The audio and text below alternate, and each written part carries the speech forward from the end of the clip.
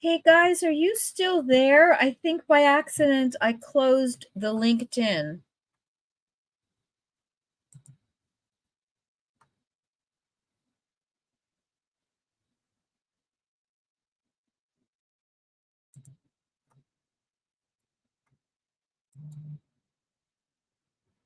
Okay.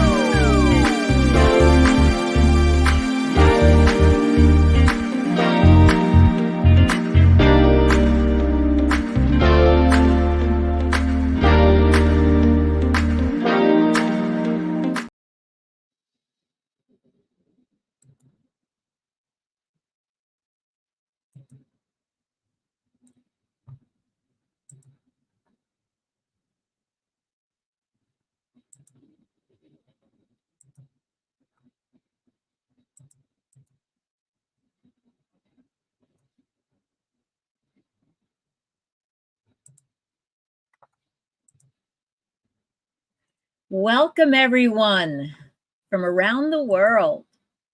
Whether it's the morning, whether it's the afternoon, whether it's the evening, and whether it's the middle of the night. Hello, hello, hello. Oh, I see some people are signing in who I know. Fantastic. Please type in the chat where you're calling in from. I would love you to say hello. I'll give a few seconds. Wonderful, wonderful, wonderful. Hello, everyone. As we get started, I want to ask you where you're all calling in from.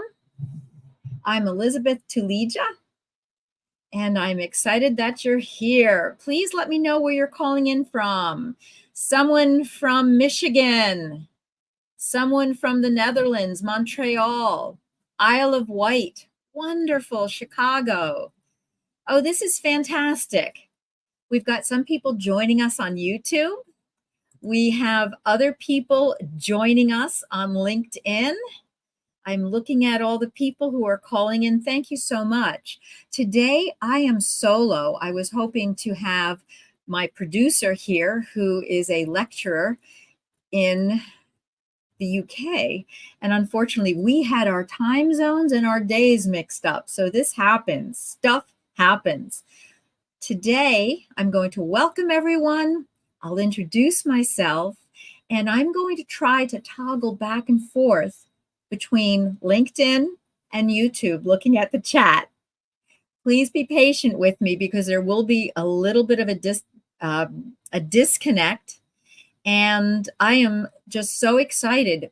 What I'm going to do is ask everyone to put in the chat at any point your questions. And towards the end, I'm going to save about 15 minutes. And I want to have what I call not Q&A, because I don't have answers to everything. I like to call it Q&R, questions and responses. And what I am hoping is, even though this is a webinar and we can't have an interactive discussion, what I want to do is begin the conversation, because we need to begin conversations to then have a dialogue.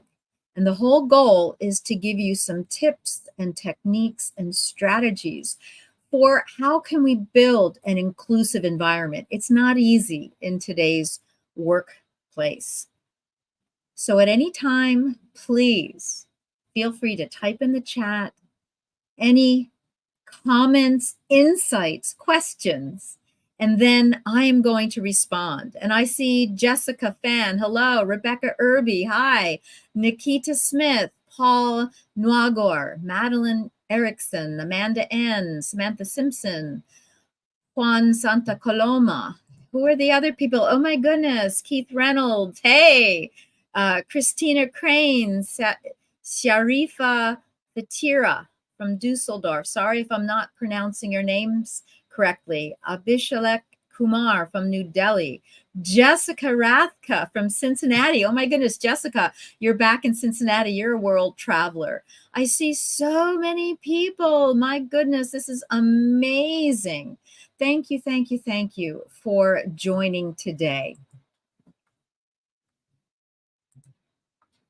Who am I? I want to learn more about you all. And I want you to connect with me and send me texts on LinkedIn. Send me texts on, I'm looking for my email. I should type into the chat here. I'm going to quickly, because this is easier. etulija@gmail.com. That's besides my company email. That's a quick way to connect with, oops, that's not good. I just did something. Oh, I'm so sorry. Again, I'm a little bit constrained today. I'm going to put my email in. I want everybody to be able to reach me. Hello, Lauren. And I want you to reach me so that we can get to know each other and start having dialogues. You can also look for me on, let me just do this here. Thank you so much. On Calendly, you can sign up and we can talk. I want to enable everyone with cultural competence that's going to empower you to interact with people better in the workforce. I have been an academic, an author, a consultant, an executive coach. I have been a professor at the University of Pennsylvania. I'm now back teaching again at the Wharton School and the Government School. I have worked with global leaders and professionals around the world at not only Penn, but University of Notre Dame, at Hong Kong, the Hong Kong Chinese University, in Chengdu at Sichuan University, at Shanghai International Studies University. I have worked around the world with people like you to help enable, develop, create stronger communication skills. And I've shifted from being a pracademic, that practical academic, to being a consultant, a coach. And now I have the Intercultural Leader Institute, and I'm working with professionals like yourselves around the world to help us all learn how to better interact with each other. And I come at my consulting practice from a coaching perspective, where we listen, we observe, we don't jump in and try to fix a problem. We try to listen. And I'm going to tell you in a few minutes how I changed my behavior and my attitude, not my values or my beliefs, but how I am able to interact with people on a deeper level and an other focused level. We're going to talk about taking action.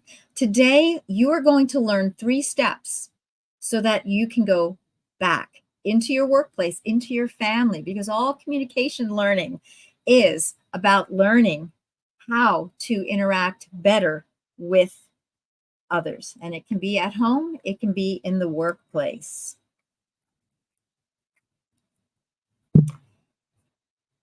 How to foster that inclusive environment, how to encourage respect for others and getting beyond yourself.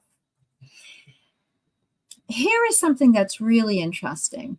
Back in 1999, two Cornell University professors, Dunning and Kruger, started studying people and how they thought of themselves in terms of competencies. Today, if you looked at my LinkedIn post, I post every day.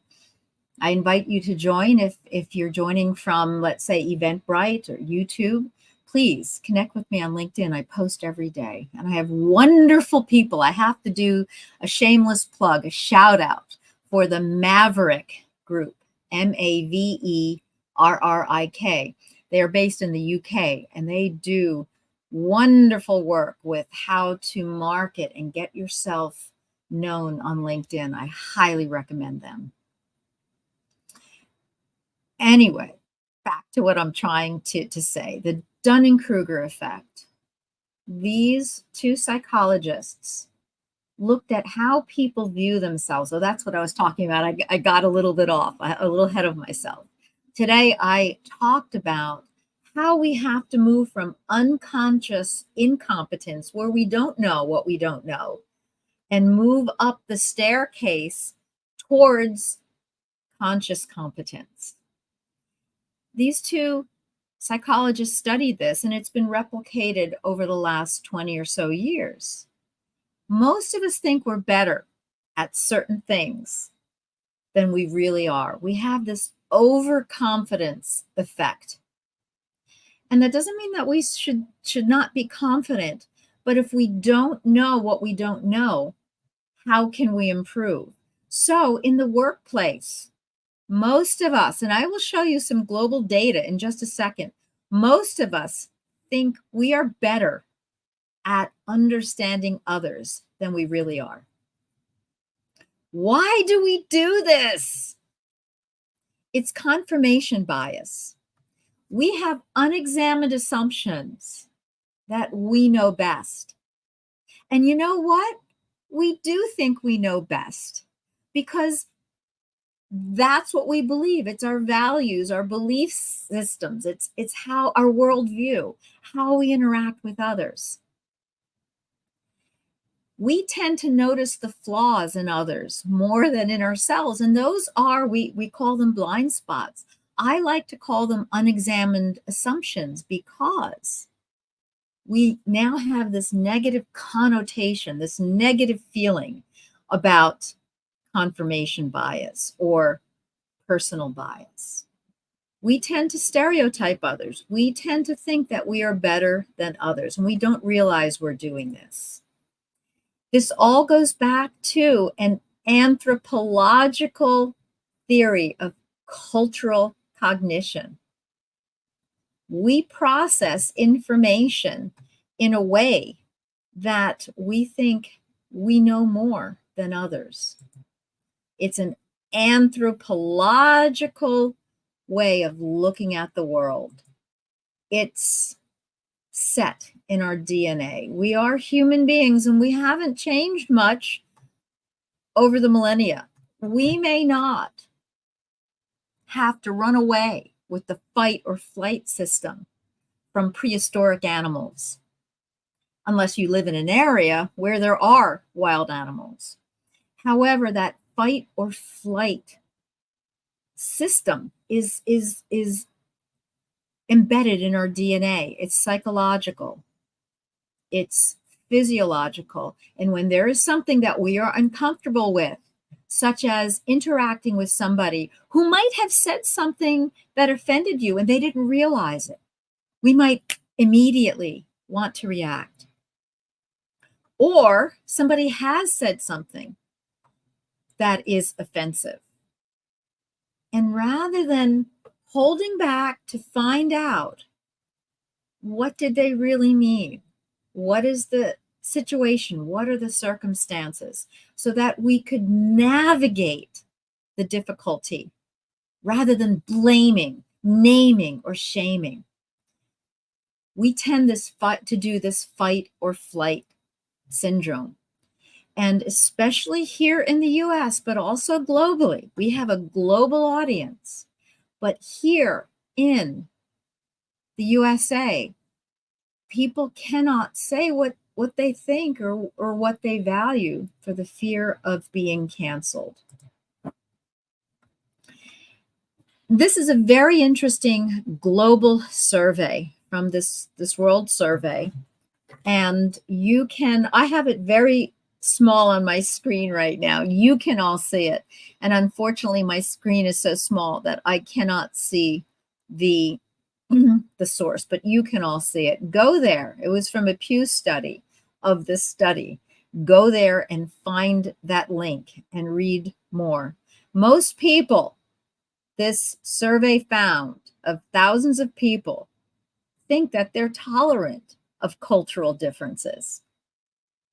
And maybe you can find your country here on, or your multiple countries. Many of us have multiple identities.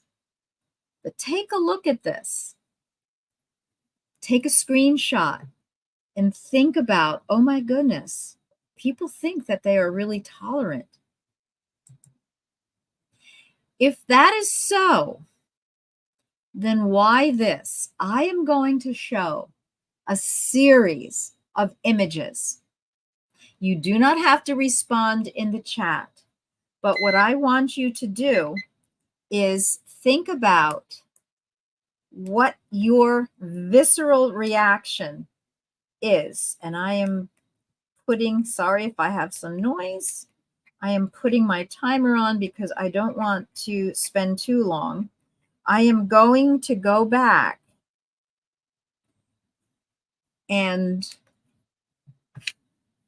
ask people for some responses to these. But right now, you don't have to put anything in the chat. Just think about, these are global issues going on in the world. Think about how you respond to it.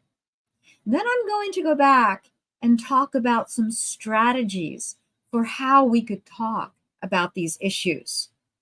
And if anybody would like to then put a comment, I can later go back to it and say, here's a really great comment. What if someone says this?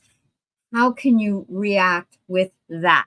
You don't necessarily have to put what you think, but it could be how someone in your culture, in your, whether it's a subculture or greater culture, might react. So whatever you feel comfortable doing.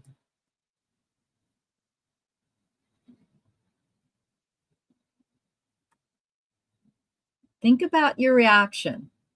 We've got a lot of stuff going on in the USA right now. And I'm going to advance slowly and count for a few seconds to give you pause.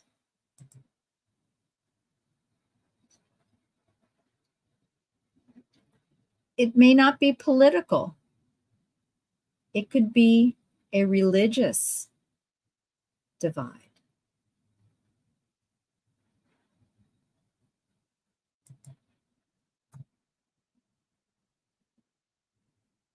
It could be an immigration issue.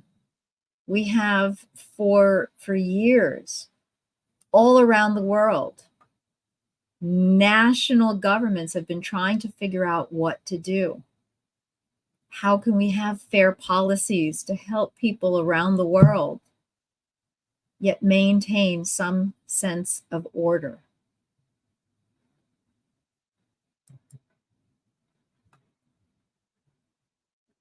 People are worried about the environment. You have the extreme where the world's going to end in 5 years. To the other extreme, there's no environmental problem.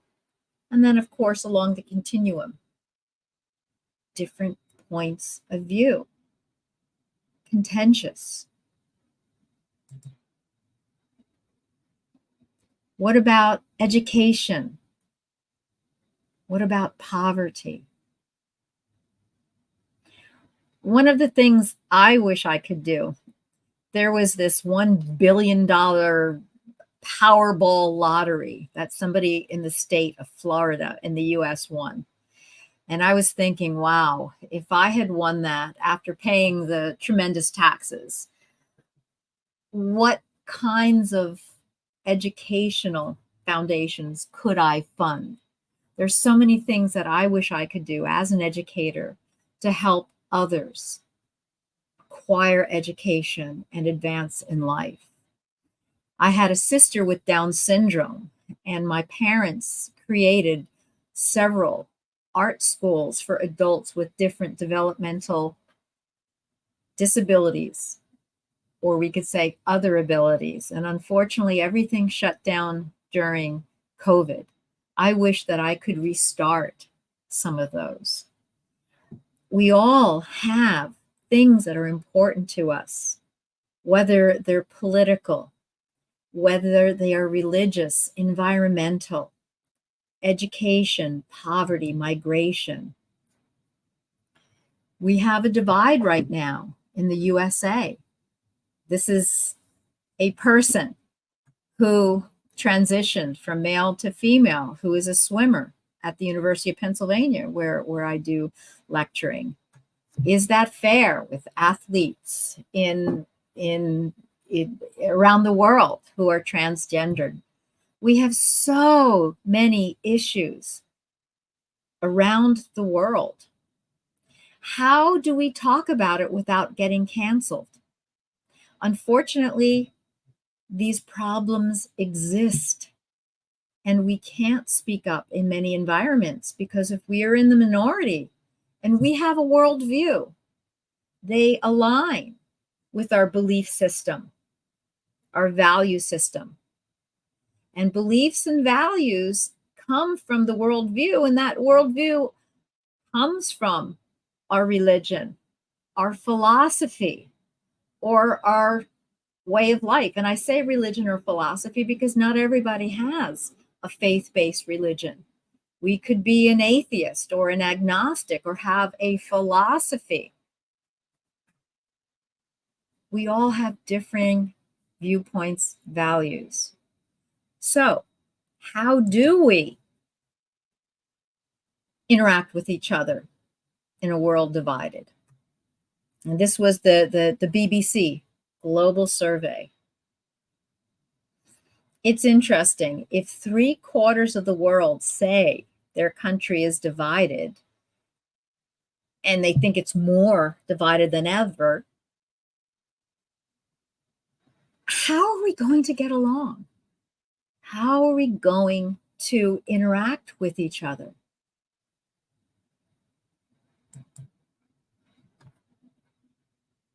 And these are the stats according to that. And you can look for your area of the world, your specific culture, or a general culture. We are divided.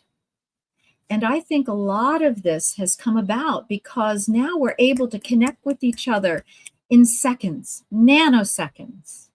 We are an interconnected world.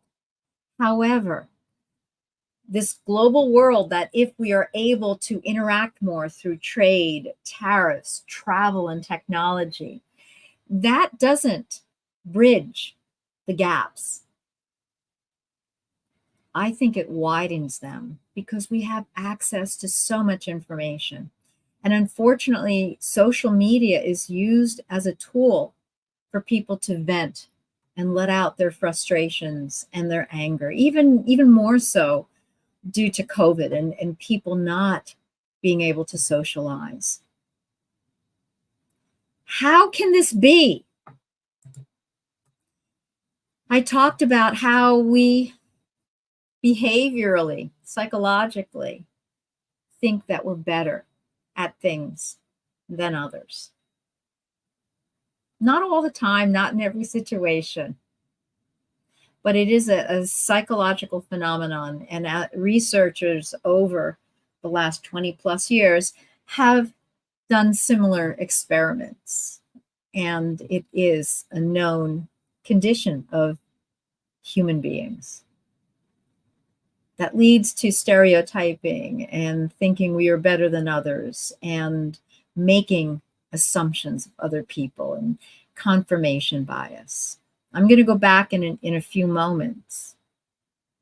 and show those images again. And I want to speak specifically about confirmation bias because as human beings, we want to confirm our values and our beliefs and our attitudes because as human beings, as Homo sapiens, we are social creatures. We all want to belong, to be involved, to be seen. And I think this is part of why human identity is getting so important. We don't have time to talk about collective identity or individual identity. I go into that more in the course I offer online. But as human beings, we need to have that social interaction, that security of being part of a tribe, a group. And it's all anthropological. But I want to put this into action by having you understand some strategies. I don't think people need more knowledge, more awareness. Yes, that is part of it. But people want action. And that's why people join my private and also public cohorts for my intercultural Leader Institute courses. I want to show how you can foster an inclusive environment, encourage respect for others, and get beyond it's somebody else who needs to change. And that's confirmation bias. But before I go into that, I want to talk to you about needing a guide. About 15 years ago, after I was living in Hong Kong, and teaching in Hong Kong, I came back to the USA. I needed to care for my father. He was ill at the time. And I landed at a university in the Midwest. And I started getting interested in assessment tools, psychometric assessment tools, tools that were designed to tease out that confirmation bias and that social desirability. It's a psychometric tool, which means it asks a number of different questions, and we can't trick it because it's based on really good statistics and the formulation of how to ask questions and then figure out the data, the norms. And I became an expert with a number of different assessment tools because this one tool that I used, it shocked me out of my own confirmation bias. And it looked at how do people interact with others along this continuum of intercultural sensitivity. It showed me that I wasn't as sensitive as I thought I was.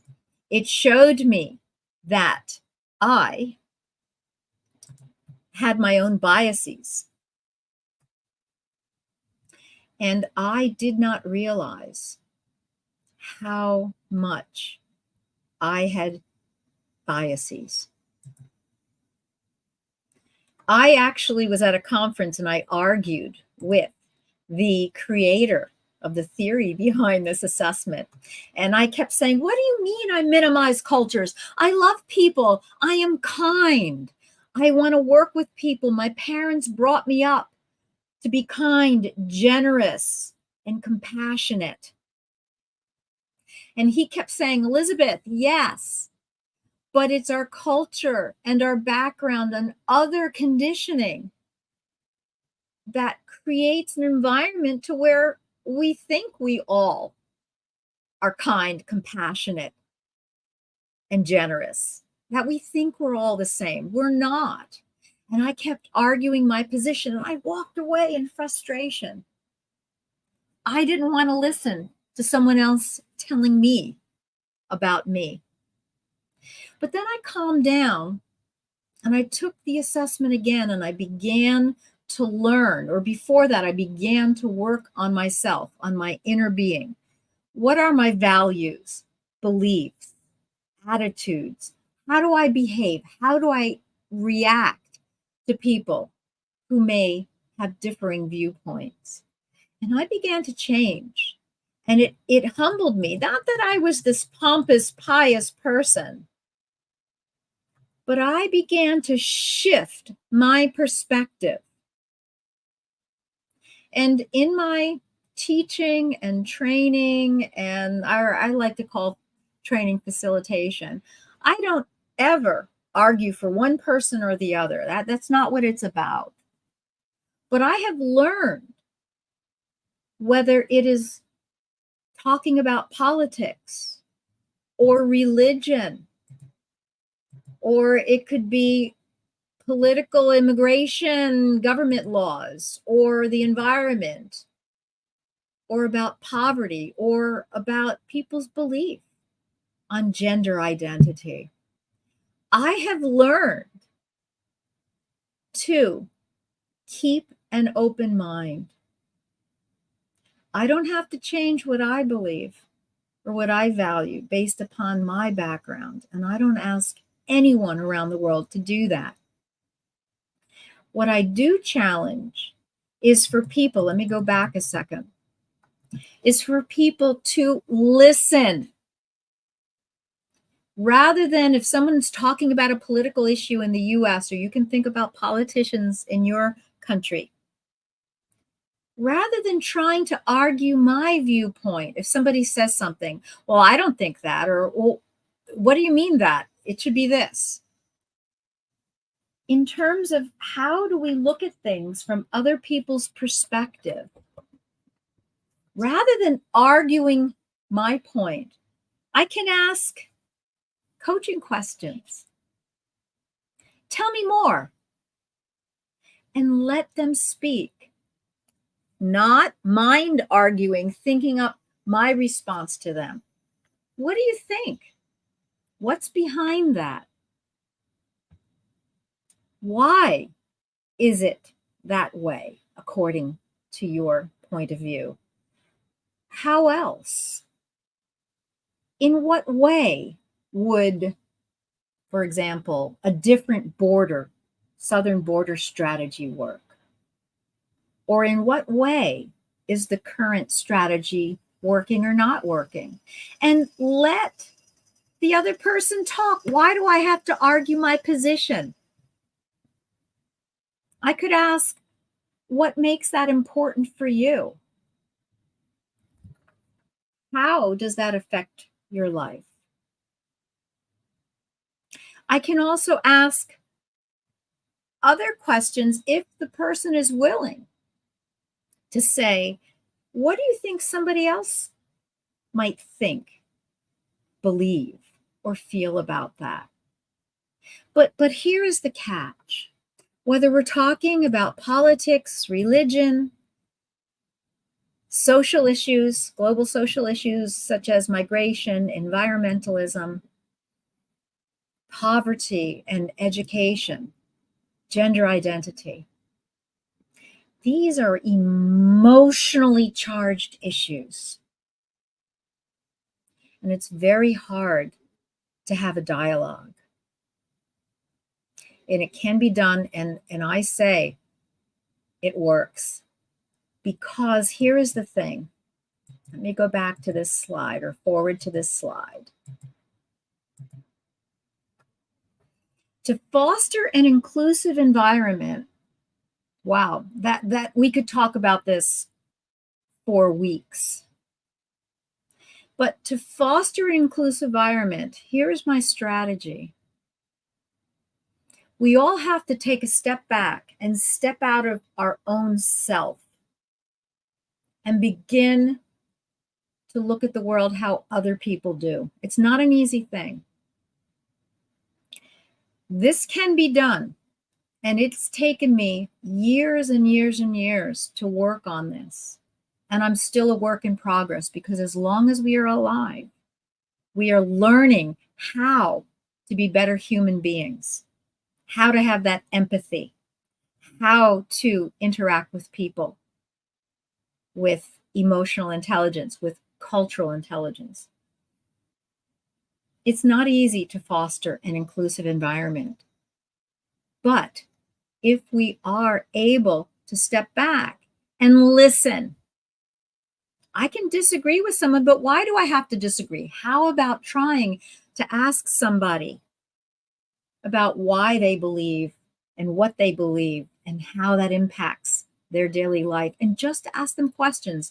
Listen to understand. That's what we talked about in previous webinars. Encouraging the respect of others. How can I, as a white, middle-aged, educated, middle-class woman, understand somebody else from a very different background?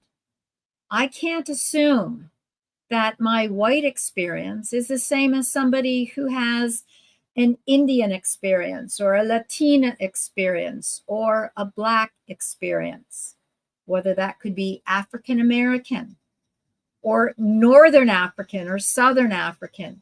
It is so complex. I can't assume that my experience, just because I try to be kind, compassionate, and generous, I can't assume that everybody else is like me. I can, and here is a strategy, I can work really hard to listen and ask somebody, tell me what that means to you. Ask somebody, how can I, as your colleague, understand and interact with you better? How can I, if I don't react the way that you need, how could you educate me, show me? And how could I ask questions without feeling like I'm named or blamed or shamed? And it might be offensive asking a question, but how can we work together? And that comes with trust.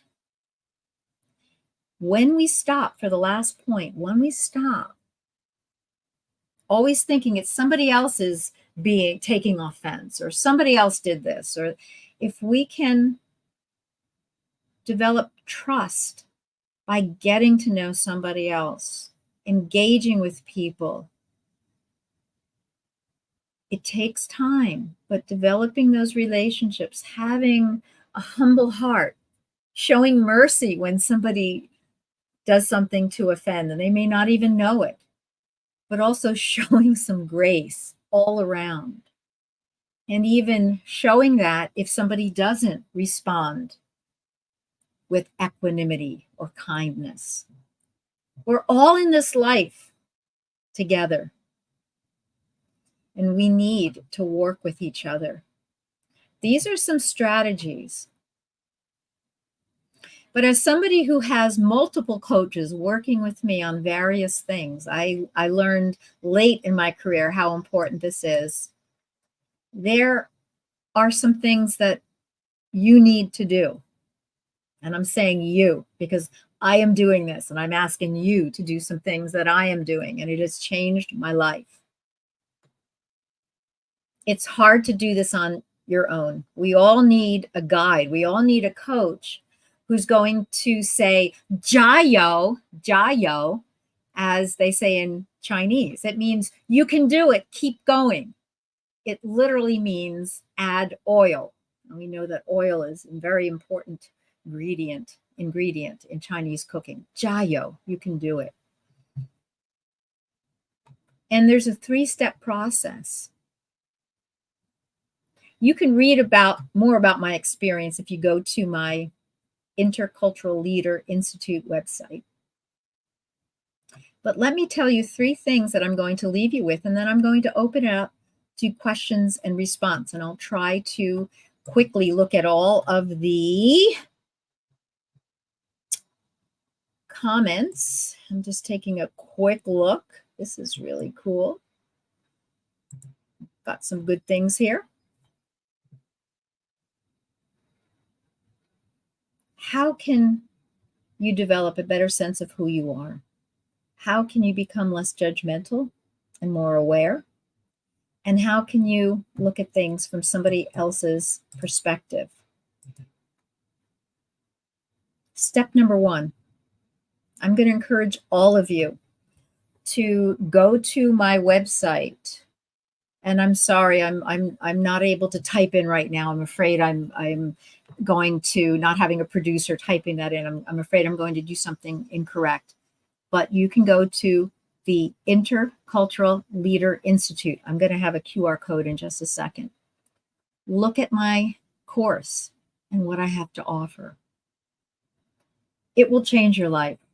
And I honestly can say I guarantee it, because whenever we look inward and we reflect and we are mindful and we start to alter our behaviors and change that attitude of, wait a minute, maybe denying something or getting defensive or minimizing, it's all okay. When we can do that, we change, our attitudes change, our lives change. This assessment that I use has changed my life literally, and that's why I want to share it with professionals around the world. Taking an assessment and thinking about how you react to intercultural differences, whether that is gender, religion, age, ability, disability, national culture, whatever. We can define culture generally. Taking an assessment that is objective and scientific and trusted worldwide will show deep insight to help you then debrief with a qualified coach to help you think about how can you improve and be a better person. And then the third step, work with a cohort. And that's what's coming up in October. I'm running a cohort right now with an organization that needs help with its diversity, equity, and inclusion. And we're talking about strategies for leaders, because with this assessment tool, it's not just awareness and knowledge. You take action because there's an action plan. And as your coach, I work with you, and you work with other professionals from around the world. I've been doing online learning for years. When I was at the University of Notre Dame, I developed some online courses. And now I'm doing them again. And I want people to understand that your lives, your personal and professional lives, can be changed like mine was. I was in a situation, I kind of felt like up against the wall that, whoa, I am not as culturally sensitive as I thought I was. And I didn't like that. But when I became open because of that awareness, and I started to reflect mindfully on who am I began to change. I began to interact with people. I can talk about religion. I can talk about politics. I can talk about gender and disability and age, all these issues, because I listen, I don't take offense, and I truly want to seek and understand what somebody else thinks. It's not about changing the other person. It's about listening to them. I welcome you here to register or just get more information. And this QR code should work. Right now, it's very small on my screen, so I'm not sure if the full screen is showing up. So I'm going to stop talking because I have finished what I've wanted to say. And the bottom line is that we can learn active strategies to communicate across cultural differences, whatever they may be. We can grow in our leadership capabilities. It can help us be more productive at work. It can help for a promotion. It can be even profitable to help your organization, whether it's a nonprofit or a big corporation or a small startup or a community organization. Learning cultural competence and doing it through a guided approach can help you change the world. My motto is I want to change the world one person at a time, starting with myself. Thank you for attending this webinar. I'm going to take a moment and look at some of the questions, look at some of the questions or comments, and I'm going to ask my team. I can't see the recent comments and questions from LinkedIn. Are you able to help me with that?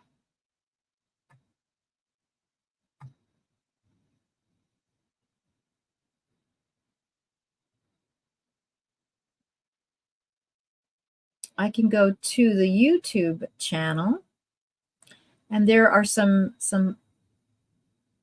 points in here. Someone made a comment about there is political divide and there's rudeness. Type in the chat if you want. Why do you think people are rude? Why do you think we have to vilify? Here in the United States, it's either or. Why have we gotten there to where whether you're right of center or left of center, that you're a bad person if you want to vote for a different ideology or values of a different party?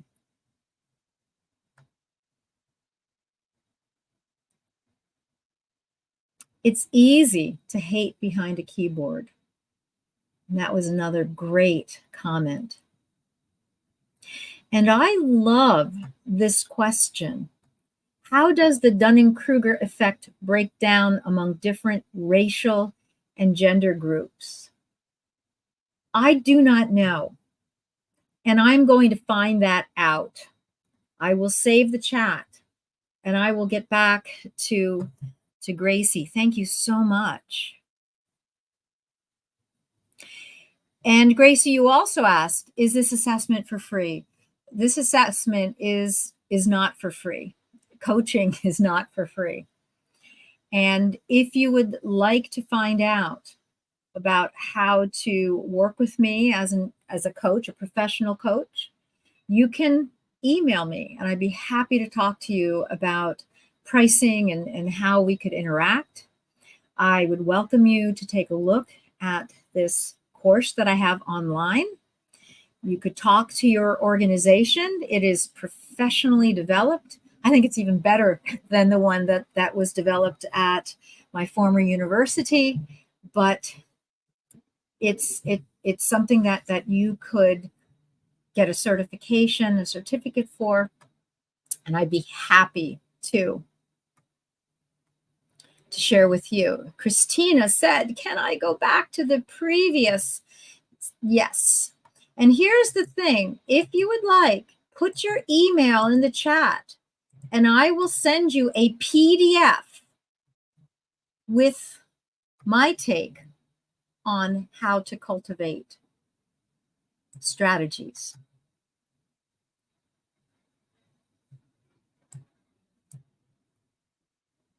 I'm going to try to update the LinkedIn questions and comments. Thank you, Erica, for telling me that the QR does work. Amazing. Terry, thank you so much for asking this question. A question from Terry on LinkedIn. How do you promote an environment of culture, inclusiveness in a social environment without making people feel uncomfortable? Oh my goodness. This is exactly what I address in my online course. We go through, it's an 8-week asynchronous course where you can read and have all these downloads, and we discuss as a cohort and we problem solve once a week. We have a live chat, a live coaching session. Thank you. Great. Emails are starting to come in. Amazing.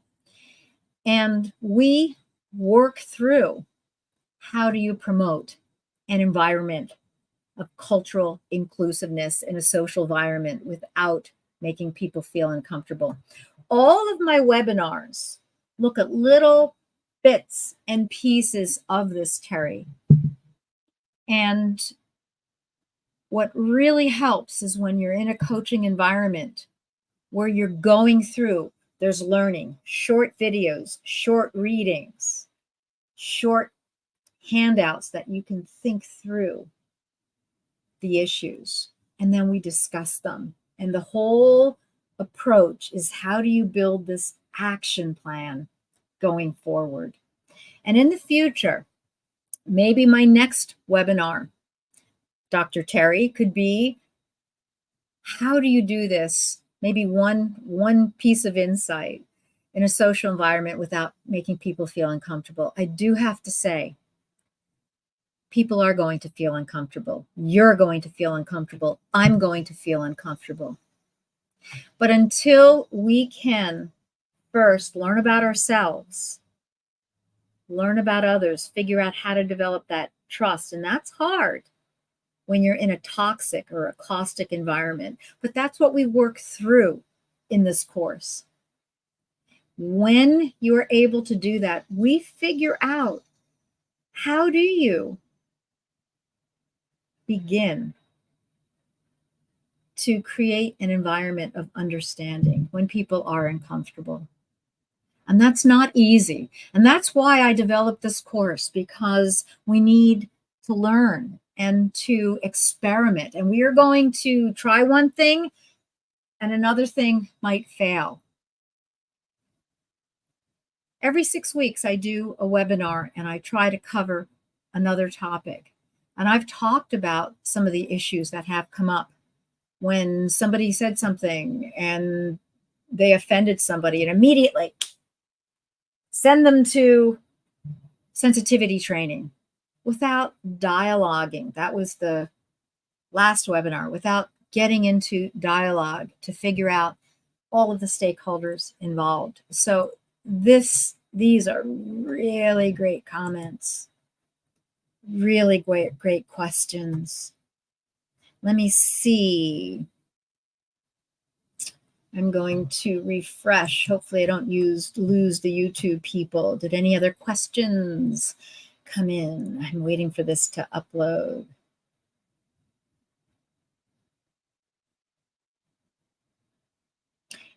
I think that's about it. I'm looking for any other questions. Anybody want to type in a question, please send me your emails and I will send you that free PDF.